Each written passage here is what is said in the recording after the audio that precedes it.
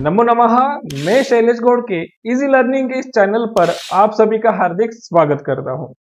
Most important Sanskrit questions for unit test 1। शाळेमध्ये आता सध्या युनिट टेस्ट 1 सुरू होणार आहे आणि युनिट टेस्ट साठी कोणकोणते घटक कशा प्रकारे परीक्षेमध्ये विचारले जाऊ शकतात, कोणते प्रश्न महत्वाचे आहे जेणेकरून व्यवस्थित आणि चांगल्या प्रकारे आपण पेपर सोडू शकेल आणि चांगले गुण कसे मिळवता येतील याची चर्चा आजच्या ह्या व्हिडिओमध्ये करणार आहे। व्हिडिओ शेवटपर्यंत नक्की बघायचा आहे। जर चॅनलवर तुम्ही नवीन असेल तर लाईक, शेअर, सबस्क्राईब करायला विसरायचं नाही आहे। चला तर व्हिडिओ सुरू करूया। बघा, काही घटक आहेत जे परीक्षेमध्ये 100% विचारणार आहेत। ते कोणते घटक आहेत तर चित्रपट कोश आहे की जे सगळ्या परीक्षेमध्ये विचारलं जाईल। संपूर्ण संस्कृत असो किंवा संयुक्त संस्कृत, दोनों परीक्षा में दोनों प्रकार के जो पैटर्न है, मतलब हाफ संस्कृत और फुल संस्कृत, दोनों के लिए चित्रपट कोश कंपल्सरी रहेगा। संख्या, समय लेखनम हे सुगम संस्कृत मध्ये आहेत। त्यानंतर पाठ चैप्टर की जो यदि चर्चा करते हैं, चैप्टर 1, 2 और 3, आद्य कृषक पृथ्वेन्य, व्यसने मित्र परीक्षा और सूक्ति सुधा, ये 3 पाठ परीक्षा में मोस्टली यूनिट टेस्ट के लिए रहेंगे। कुछ प्राइवेट स्कूल, कुछ गवर्नमेंट के स्कूल अलग अलग पैटर्न हो सकते हैं, लेकिन मोस्टली ये 3 चैप्टर परीक्षा के लिए महत्वपूर्ण है। पॅसेजवर आधारित, पाठाधारित काही प्रश्न असतील, काही श्लोकवर आधारित प्रश्न असतील, श्लोक शुद्ध आणि पूर्ण लिहा असं सुद्धा प्रश्न असेल, शब्दरूप कोणते महत्वाचे आहे जे 7 विभक्तीमध्ये टेबल लर्न करायचे आहेत, आणि 5 लकार, धातू रूप किंवा क्रियापद जे आहे ते 5 लकारावर आधारित असणार आहे। त्याची चर्चा आपण पुस्तकाच्या मार्फत करणार आहे। पुस्तकामध्ये आपण बघितलं की कोणकोणते लेसन कशा प्रकारे परीक्षेमध्ये येऊ शकतात, तर ते आपण बघूया एकदा। इंडेक्स मध्ये तुम्हाला क्लिअरली मेन्शन असतं की कोणता पाठ कशा प्रकारे परीक्षेमध्ये येणार आहे। जसं पहिला पाठ आहे आद्य कृषक पृथ्वेन्य, गद्यम असं दिलेलं आहे। सेकंड पार्ट व्यसने मित्र परीक्षा, तो सुद्धा गद्यांश आहे आणि सूक्ती सुद्धा पद्यम आहे आणि कंठस्थी करण्यासाठी आहे। म्हणजे श्लोक आहेत आणि कंठामध्ये स्थित करणे म्हणजे पाठांतर करण्यासाठी हा तिसरा पाठ असणार आहे। त्यानंतर अभ्यासपत्रम 1 आणि व्यंजनांतः हे एवढे घटक परीक्षेसाठी महत्वाचे आहे, त्याची चर्चा आपण क्रमशः करूया। त्यामधील पाठामधील कोणते प्रश्न आपल्याला महत्वाचे आहेत तर हे चित्रपट कोश आहे, तुम्हाला स्कूलमध्ये पाठांतर करून घेतला असेल।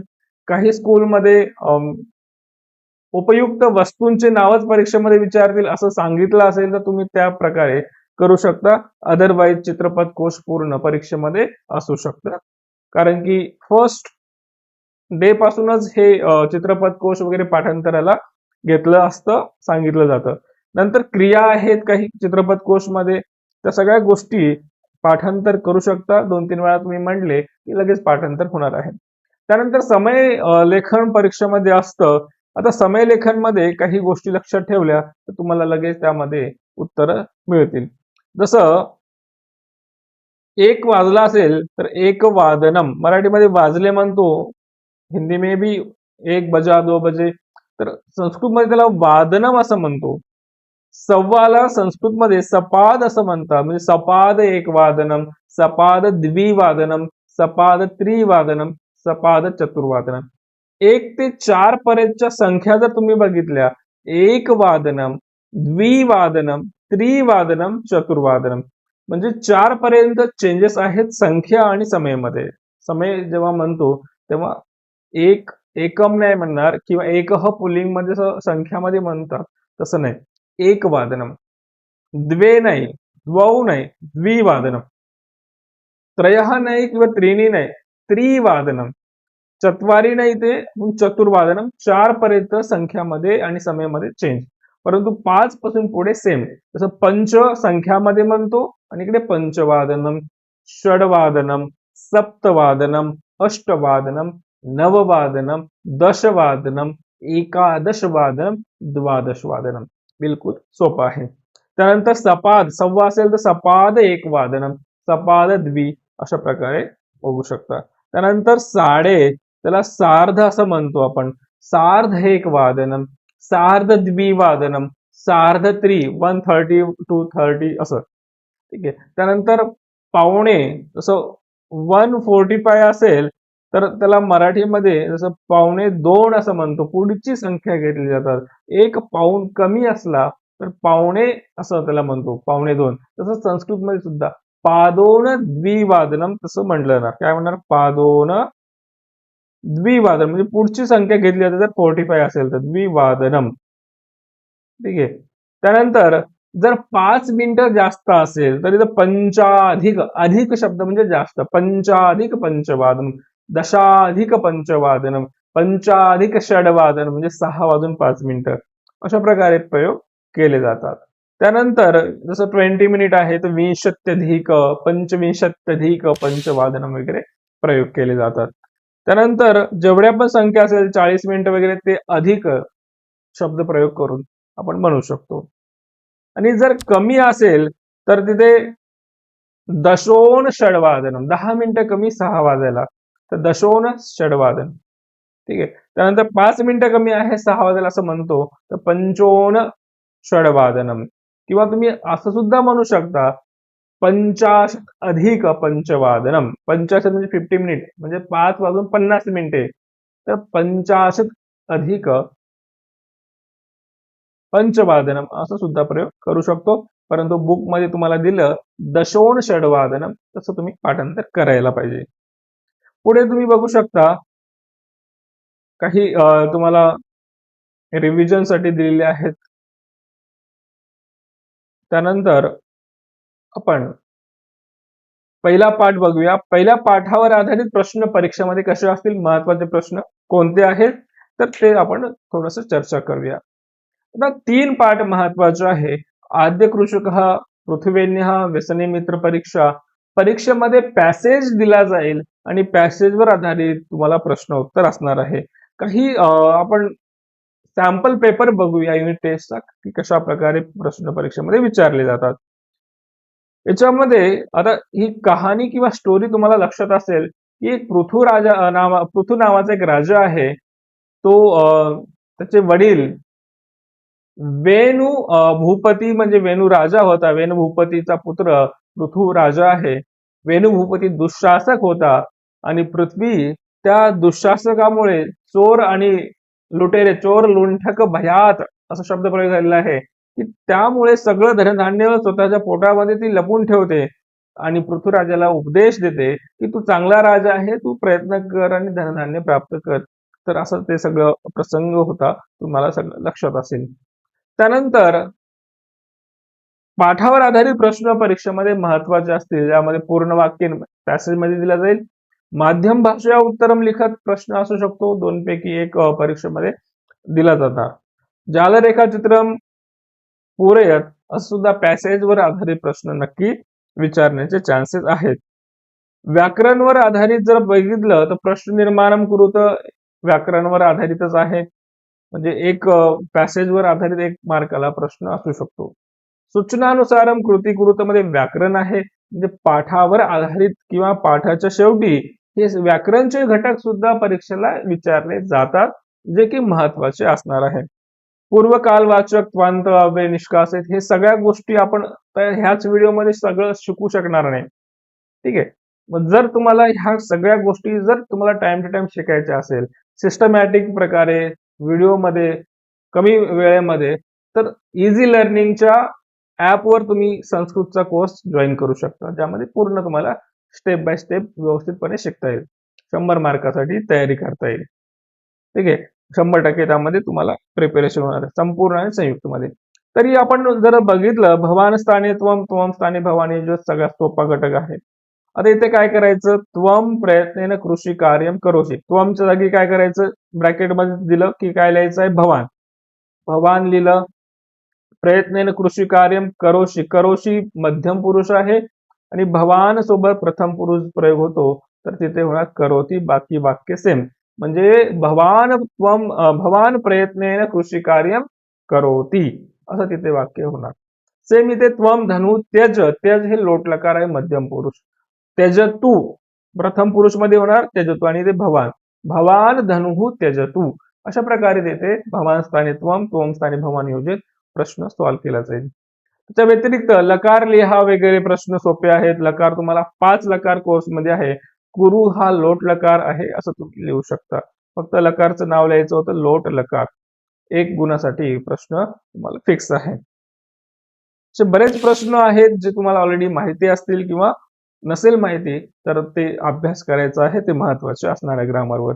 समानार्थक विरुद्धार्थक शब्द त्यामध्ये तुम्हाला आहेत, संधी वगैरे आहे, कह कम वदती, अमरकोश, हे पाठाधारित जे प्रश्न आहेत ते तुमच्यासाठी खूप महत्वाचे असणार आहे. त्याच्यानंतर सेकंड पार्ट आहे व्यसनी मित्र परीक्षा.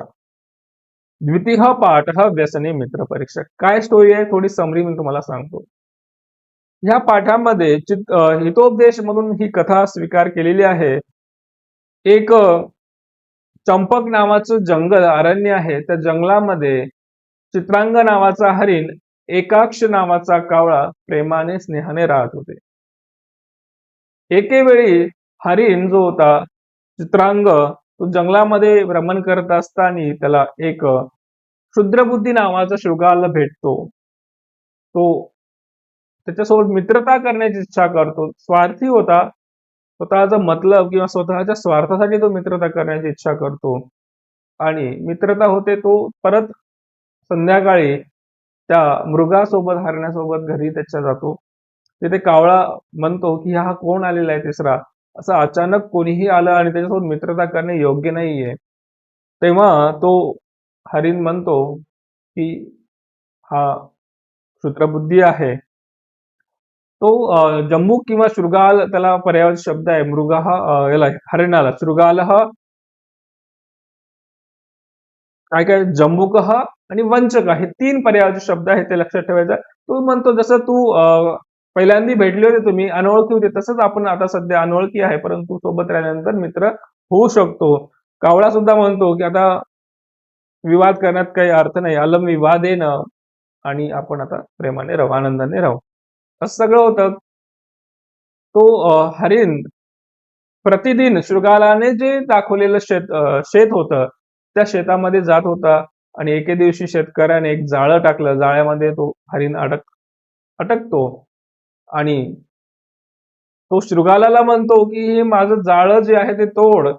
तेव्हा तो शृगाल म्हणतो, वंचक हा म्हणतो की हे जाळं तर स्नायूने बनलेले आहे, माझा व्रत आहे, उपवास आहे, मी कसं स्पर्श करणार. म्हणजे बघा, जो नेहमी मांस खाण्याची इच्छा करतो, मांसच खातो, तो म्हणतो की माझा उपवास आहे. म्हणजे तो त्याला जसं पाहिजे तसं झालेलं आहे. तो जाळ्यात अडकला, तो आता हरणाला खाणार होता, असं त्याची इच्छा होती. तो लपून बसलेला आहे. कावळा संध्याकाळी येतो, खरा मित्र आहे. हरिण दिसला नाही, तो परेशान झाला, शोधत शोधत त्या हरणाजवळ पोहोचला. हरणाला विचारतो, अरे हे काय झालं. हरिण म्हणतो की मित्राचे वचन न ऐकल्यामुळे मी जाळ्यात अडकलेला आहे. आणि कावळा म्हणतो की तो दुसरा कुठे आहे तुझा मित्र. तो म्हणतो माझा मांस खाण्याचा जो इच्छुक आहे तो बसलेला आहे तिकडे झाडाच्या मागे. तो म्हणतो आपल्याला लवकरच आता ह्या जाळ्यातून निसटण्यासाठी, बाहेर येण्यासाठी प्रयत्न करायला पाहिजे, उपाय करायला पाहिजे. कावळा वरती झाडावर बसलेला आहे. शेतकरी सकाळी येताना दिसतो, हातामध्ये काठी. आणि तो कावळा म्हणतो की नक्की आपल्याला इथून आता पळायचं आहे. तू काय कर, जसं मी सांगतो तसं कर. तू पाय आणि पोट असं एकदम स्तब्ध करून बस, जसं काही मेलाच आहे, आणि माझा शब्द ऐकता क्षणी तू तिथून पळ. तो तसाच करतो. शेतकरी येतो, बघतो जाळ्यात तो हरिण अडकलेला आहे आणि असा मेल्यासारखा पडलेला आहे, म्हणजे मेलाच आहे तो विचार करून त्याला जाळ्यातून बाहेर काढतो. वरून कावळा आवाज करतो आणि हरिण लगेच पळतो. त्या हरणाला उद्देशून मारलेली जी काठी आहे, हरिण तर चपळ आहे, पळून गेला आणि ती काठी जाऊन लागते त्या शृगालाला. शृगाल मात्र मारला जातो. अशा प्रकारची कहाणी स्टोरी आहे. यावर आधारित प्रश्न, महत्वाचे प्रश्न असणार आहेत. 3 पार्ट त्याच्यावर आधारित असलेले जे प्रश्न आहेत ते तुम्ही सॉल्व्ह करायचे आहेत. सूक्तिसुधामध्ये सुद्धा फार सुंदर श्लोक आहेत. ते श्लोक संधी, समास, हे ग्रामरचे टॉपिक जे आहेत ते महत्वाचे असणार आहे. शब्दरूप, धातुरूप कोणते महत्वाचे असणार आहेत ते सुद्धा आपण बघूया. ही घटना क्रमाने लिहा. क्रमेने लिखत ते तुम्हाला परीक्षेमध्ये असू शकतात. व्यंजनांत म्हणून दिलेले आहे, मरुत शब्द आहे, भगवान शब्द आहेत. हे जे शब्द आहेत ते तुम्हाला व्यवस्थितपणे लक्षात ठेवायचे आहे, पाठांतर करायचे आहे. एवढे प्रश्न तुम्हाला महत्वाचे असणार आहेत. हे मरुत शब्द वगैरे पण आहे. त्यानंतर हे जे वरचे शब्द दिलेले आहेत आता, हे सगळे शब्द तुम्ही लक्षात घेण्याचा प्रयत्न करायचा आहे. व्यंजनांत जे आहेत, मत आणि वत प्रत्ययांत आहेत, हे तुम्ही पाठांतर करण्याचा प्रयत्न करायचा आहे. त्याच्या व्यतिरिक्त युनिट टेस्ट 1 जे संपूर्ण संस्कृत आहे, त्यांच्यासाठी परीक्षेमध्ये कशा प्रकारचे प्रश्न विचारले जातात, हे तुम्ही स्क्रीनवर बघू शकता. हे महत्वाचा आजचा विषय आहे की प्रश्न कशा प्रकारे विचारले जातात, कोणते प्रश्न महत्वाचे ठरतील आपल्याला, हे तुम्ही सुद्धा लक्षात घेऊ शकता. की सगळ्यात अगोदर चित्र दिलेले असणार आहे, त्यावर आधारित नावं लिहायची आहेत. हे संपूर्ण संस्कृत ज्यांचं आहे त्यांच्यासाठी हा पेपर असणार आहे. संख्या अक्षरही अंके वा लिखत हा एक प्रश्न आहे. त्यानंतर गद्यांश दिलेला आहे, त्या गद्यांशावर आधारित प्रश्न असणार आहे. आता हे अमूल्यम कमलम पाठातील आहे, परंतु तुम्हाला जे 3 पाठ महत्वाचे आहेत किंवा तुमच्या शाळेमध्ये काही जर सांगितलं असेल 3 येणार, 2 येणार किंवा 4 येणार, त्यावर आधारित तुम्ही तुमचा अभ्यास डिसिजन घेऊ शकता. परंतु अशा प्रकारे पेपर पॅटर्न असणार आहे. लक्षात दिलं जाईल त्यावर आधारित उचित पर्यायम चित्वा किंवा उचित वाक्यम चित्वा वाक्यम पुनर्लिखत, कह कमुदती, हा गद्यांश कोणत्या पाठातून घेतलेला आहे, वाक्य सत्य आहे असत्य आहे, असे प्रश्न असणार आहे. आणि गद्यांशामधून 2 लेबंतावे चित्वा लिखत असा प्रश्न सुद्धा इथे आहे. हा एक व्याकरणवर पण शब्द प्रश्न आहे असं समजू शकतो आपण. त्यानंतर गद्यांशात विशेषण चित्वा लिखत, विशेषण ओळखून लिहायचे आहे. 2 विशेषण त्यामध्ये विचारलेले आहे. पूर्वपदम लिखत, उत्तरपदम लिखत असा एक संधीवर आधारित प्रश्न असतो. पृथक्करणम क्रमेण योजयत त्यामध्ये विचारलेलं आहे, तर ते सुद्धा आपण बघू शकतो. अमूल्यम कमलम पाठातील दिलेलं आहे, परंतु आपल्याला जे पाठ आहे त्या पाठावर आधारित आपण अशा प्रकारचे प्रश्न सॉल्व्ह करू शकतो. माध्यम भाषा उत्तरम लिखत फर्स्ट पाठातील आहे आणि दुसरा प्रश्न स एव परमाणू पुढील पाठातील आहे. युनिट टेस्टला आपल्याला हा नसणार आहे कदाचित. एखाद्या कोणत्या विद्यालयाने दिला तर वेगळी गोष्ट आहे, अदरवाईज 3 पाठ महत्वाचे असणार आहे, मोस्टली ते परीक्षेमध्ये येणार आहे. सेकंड पाठातील श्लोक दिलेला आहे, विद्यानाम नरस्य रूपमधिकम. त्यानंतर अल्पानामपि वस्तूनाम हे 2 श्लोक दिलेले आहे. त्या श्लोकांवर आधारित पूर्ण वाक्येन उत्तरम लिखत, मेलनम कुरुत, विशेषण विशेष जे आहे ते, संधी विग्रह आहे, असे दिलेले आहेत प्रश्न. तर त्याची चर्चा इथे आपण करत आहे. तुम्हाला पाठांतर करायचं. जाल रेखाचित्रम पूरयत आहे, विद्या प्रच्छन्न गुप्तम धनम, विद्या गुरुनाम गुरु, विद्या परम दैवतम आणि विद्या नरस्य अधिकम रूपम. त्यानंतर श्लोकम शुद्धम लिखत, श्लोक जे शुद्ध लिहायला प्रश्न आहे. अशा प्रकारचे हे प्रश्न परीक्षेमध्ये विचारले जातील. त्या व्यतिरिक्त अन्वय लिहा म्हणून आहे, घटम भिंद्यात पटम छिंद्यात कुर्याद रास भरोवनम, येन केन प्रकारेण प्रसिद्ध पुरुषो भवेत, असा प्रकारचा श्लोक होता. त्यावर आधारित अन्वय पूर्ण करायचा आहे. लेखन कौशल आहे, धातू आणि अव्ययांचा उपयोग करायचा आहे आणि वाक्य निर्माण करायचं आहे. हे तुम्हाला 4 शब्द दिलेले आहेत आणि त्या आधारावर तुम्हाला स्वतः छोटे वाक्य लिहायचे. तुम्हाला 8वीच्या पुस्तकात वाक्य मिळतील, 9वीच्या पुस्तकात मिळेल आणि 10वीच्या पुस्तकात. 10वीच्या पुस्तकात पेज नंबर 101, 102 वर हे तुम्हाला वाक्य मिळतील. ते वाक्य तुम्ही पाठांतर करू शकता किंवा सोपे वाक्य आपण आपल्या व्हिडिओमध्ये घेत असतो, तर ते सुद्धा आपण पुढे बघणार आहे. त्यानंतर निबंध लिहा असा प्रश्न आहे. मम प्रिया भाषा, मम प्रिय कवी, भारतीयम प्रसिद्धम स्थळ. जसं मी सांगितलं, हे तुम्हाला पाठांतर असेल तर चांगली गोष्ट आहे, नाही तर इझी लर्निंगचा कोर्स घेतला जर असेल किंवा त्यावर घेणार असेल, त्यामध्ये ह्या सगळ्या गोष्टी, नोट्स, सगळ्या गोष्टी तुम्हाला मिळणार आहेत. नाम तालिका पूरयत असा प्रश्न आहे. सर्वनाम तालिका, क्रियापद तालिका, धातू विशेषण तालिका. तर धातू विशेषण तालिका पेज नंबर 78 संपूर्ण संस्कृत ज्यांचा त्यावर आधारित आहे, त्या एका पेजवरून येणार आहे. क्रियापद 5 लकार आहे. 9वीला तुम्ही 5 लकार शिकलेले आहे. कोणकोणते? लट, लीट, लंग, लोट आणि विधिले. हे 5 लकार आहेत परस्मैपदी आणि आत्मनेपदी. दोन्ही प्रकारचे टेबल तुम्हाला पाठांतर करायचे आहेत. त्यावर आधारित प्रश्न असतील. त्यामध्ये मेन्शन असतं प्रथम पुरुष, मध्यम पुरुष किंवा कोणता आहे, लकार सुद्धा दिलेला लोट आहे, लट आहे की विधिन लकार आहे, ते तुम्ही बघायचं आहे. त्यानंतर सर्वनाम मध्ये 9वीच्या पुस्तकामध्ये एक महत्वाचे सर्वनाम दिलेले आहेत, तर ते आपल्याला पाठांतर करायचे आहे. मोस्टली कोणते महत्वाचे आहेत? अस्मद युष्मद आहे, सर्व शब्द आहे, भवत शब्द आहे, किमचे सर्वनाम आहेत. तर हे सर्वनाम महत्वाचे असणार आहे. आणि व्यंजनांत मोस्टली नाम तालिकासाठी आता 10वीच्या पुस्तकामध्ये जे आहे ते येऊ शकतात. 9वीच्या पुस्तकातील काही येऊ शकतात. 8वीच्या पुस्तकातील सुद्धा बोर्डामध्ये विचारलेले माला किंवा देव हे सुद्धा विचारलेले आहेत. तर म्हणजे हे सगळे तुम्हाला पाठांतर करायचे. जर अजून सुद्धा पाठांतराला सुरुवात नसेल तर आता सुरुवात केली तर बोर्डामध्ये प्रॉब्लेम येणार नाही. 100 पैकी 100 गुण मिळतील.